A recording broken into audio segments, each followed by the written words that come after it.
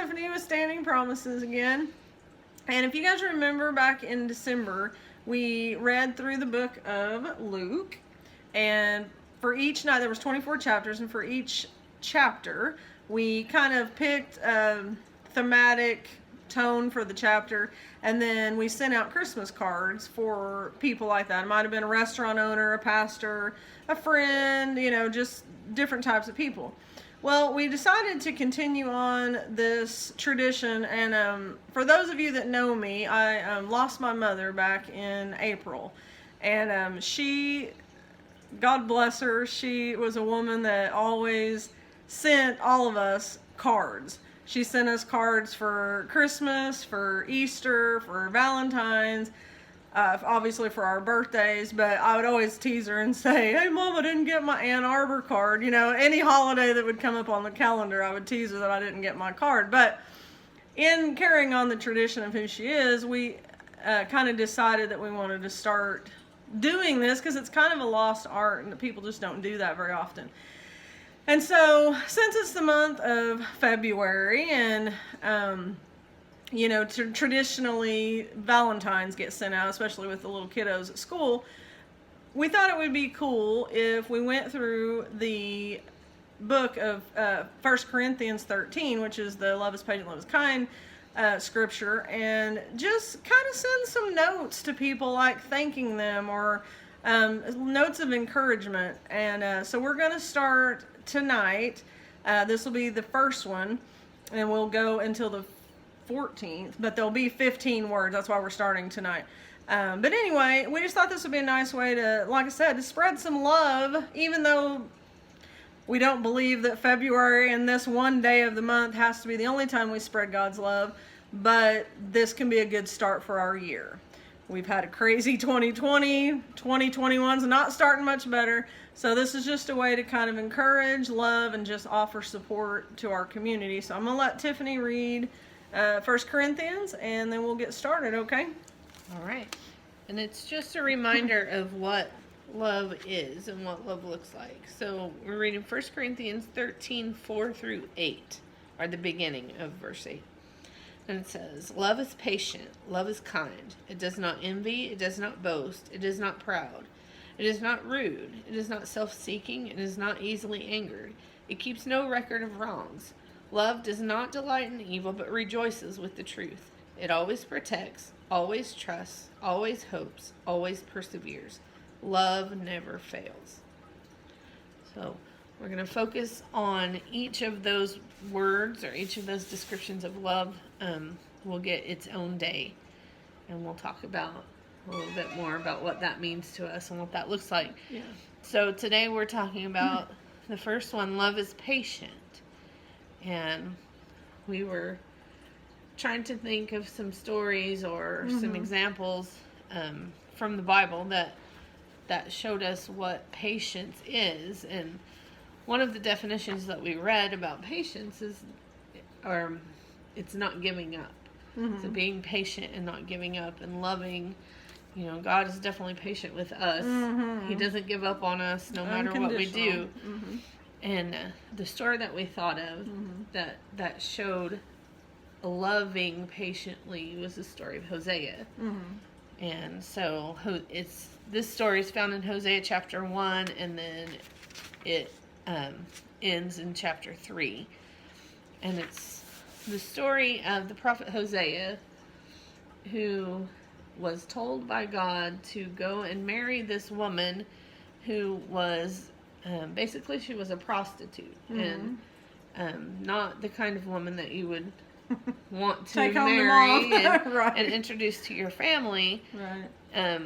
But through this, God is using this as a metaphor of His love and His patience for Israel, and how they stray from Him and He brings them back, and they stray from Him and He brings them back. And so Hosea marries this prostitute. Her name is Gomer, and they have a couple of children together, and they have some pretty significant names. If you go back and read through the story and kind of study their names, it's the third child that they have together. I know we've listened to Lisa Harper's message about this story, that she explained, the third child is, the name means not mine. So this child wasn't even Hosea's child. And, and once that child comes along, Gomer then leaves. She leaves the whole family. She leaves him, and she goes off and goes back to the life that she had before. Right. And, in that,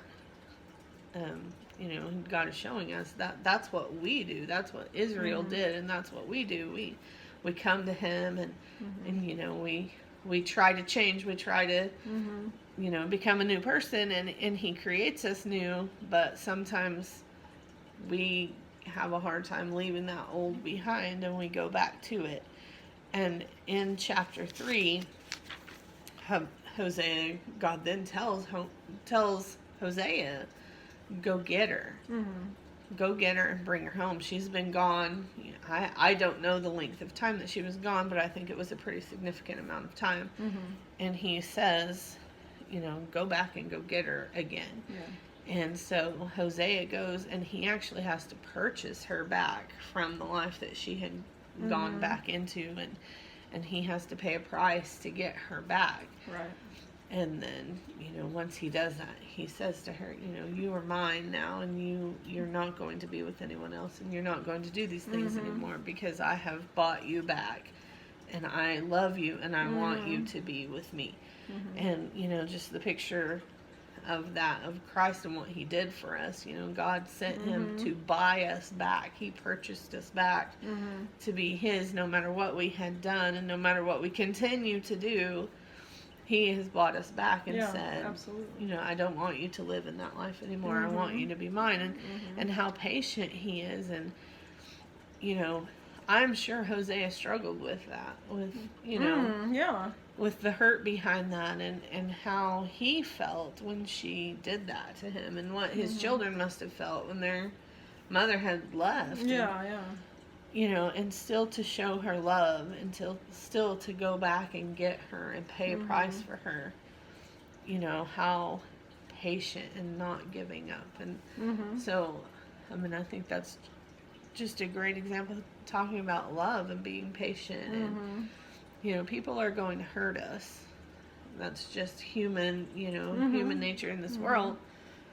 People are going to hurt us, and people are going to do things to us that they shouldn't do. People are going to say things they shouldn't say, but God has called us to love them patiently, and we don't always do that perfectly, but in the end, you don't give up on someone you love just because they've hurt you, or just because you're not happy with something that they've done. You still show them love.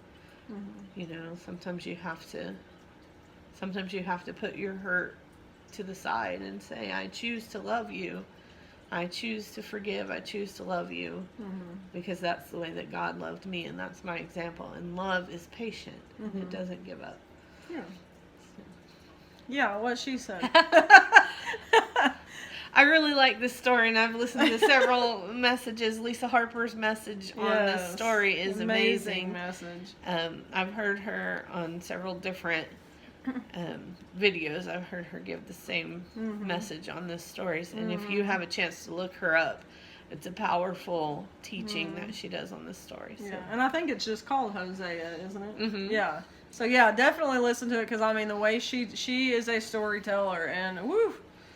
It's power, but yes, love being patient is not easy for humans to do, because we're just in a fallen world, and patience isn't always the forefront of our thoughts. But to exude God's love for us, we must exude patience to others. And I work in retail, and that's not always easy. And patience, and it can be that patience that you don't easily become angry, and that's another part of the chapter later that love isn't easily angered, and that does go in patience too. But patience of just being able to wait, because we know that God created everyone, and God has a plan for everyone, and He's going to keep pursuing them until he gets them back to that place. And so waiting patiently for them to get to the place where he's going to bring them to be, and not trying to force them to do things our way or to get there before they're ready to get there. You know, their hearts will get ready when they're ready. And to be able to understand that in our minds, some of the things that they do that are hurtful, you know, someone might say something hurtful to us, or you know, just their actions or their words are not loving to us, but to be able to step back from that and say they're just not there yet, and they're getting there, they're going to get there, God will bring them there, but they're not there yet. And it's not a personal attack against me, it's just their heart isn't in the place yet where it's going to be. Right. And knowing that eventually it will happen and they will get there. So Yeah. Absolutely. Well, and you know, Peter asked Jesus, what's the greatest commandment? Love God and love others. And you know, that is everybody's calling, is to love. You know, and so starting off this, love is patient. So if we're to love others, we need to be patient. And like you said, I mean, we'll get, some people are, you know, very much in tune with God, and they know what's going on, and they, you know, are living that, and some are, you know, full-fledged in it, and then they fall, and then they're full-fledged in it, and then they fall. And you know what? We're just called to love them.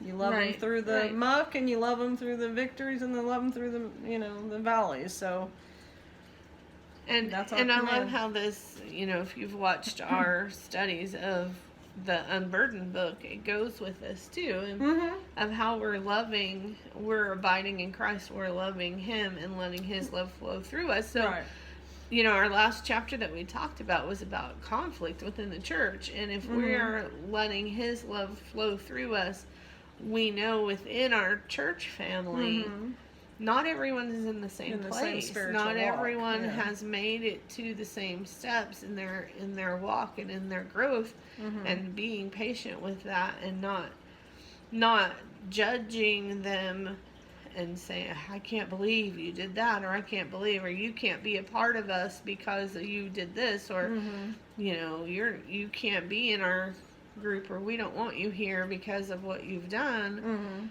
But looking at them in love and being patient for them to get there. Yeah. And to make that step, and to know that we were there once, and we were where they are, even if our struggle is different. We've been where they were, and someone was patient enough with us to keep loving us and keep, you know, connecting with us and praying for us, that we pass that to someone else too. Yeah, absolutely. I mean, I feel like that's what Jesus did with his disciples. None of them were, I mean, what he was teaching was a new concept. So virtually he started from, you know, ground zero with them. And yeah, several of them had to be very patient with and along the way. But well, and yeah, and when you look at Jesus and patience and not giving up on someone, and you look at Peter and the disciples, that he denied knowing Jesus 3 different times on the day he was our battery is low. We thought we got shut off. I thought we got shut down. But he denied even knowing him on the day he was crucified. You know, that was the worst day of his life, and his closest friends left him. And Jesus comes back to him and says, come have breakfast with me, and, you know, if you love me, then feed my sheep. And there's no mention of that. There's no mention of the denial. There's no mention of hurt. There's nothing like that. And he didn't give up on him because he knew where he was headed. Yeah, absolutely. So, I love it. Patient. Love is patient. So, with the Christmas cards, we did kind of pick and choose like certain words or certain types of people to give these cards to. These cards are just completely up to your discretion. Like I said, it could be coworkers, it could be family, it could be anybody. Just a drop of a note of, just encouragement, just showing them you love them, thinking of them, supporting them, whatever it be. We just thought it would just be kind of a cool start to the year with, just sending out some little loving Valentines for the community and people that surround you. Right. And you can send a text, you can send a, messenger as well. But there's something about a handwritten note or a handwritten card that just means that much more. And, talking about your mom when we were going through her things, that was something that spoke so much to me about who she was. When we cleaned out, I was cleaning out a cabinet in her house, and a stack that tall of handwritten cards that people had written to her, that just in reading some of the messages, it was very obvious that she sent a card out to them and they were responding to her. And knowing who she was to do that, but then also that she valued those words that those people sent to her enough to hold on to them and keep them. Yeah. So there is something about handwritten notes and handwritten words.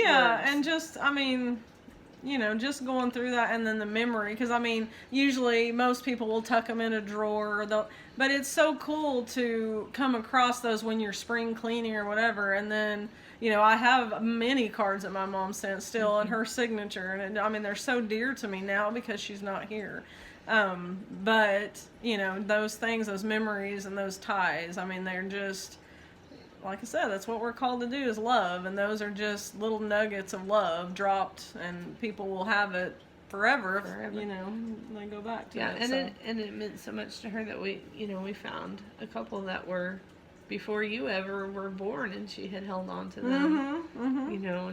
And they had just your brother's and your sister's name. Oh, yeah, that's right. Not you. So. Yeah, I wasn't even here yet, so that's been a long time ago. But anyway, thanks for listening. Thank you for listening to us, guys, and we hope you join the bandwagon of going out and just sending out some cards or notes to people and encouraging them this Valentine's season. And we'll see you tomorrow night for Love is Kind, and that'll be Tiffany's night. So we'll see you tomorrow. Bye. Bye.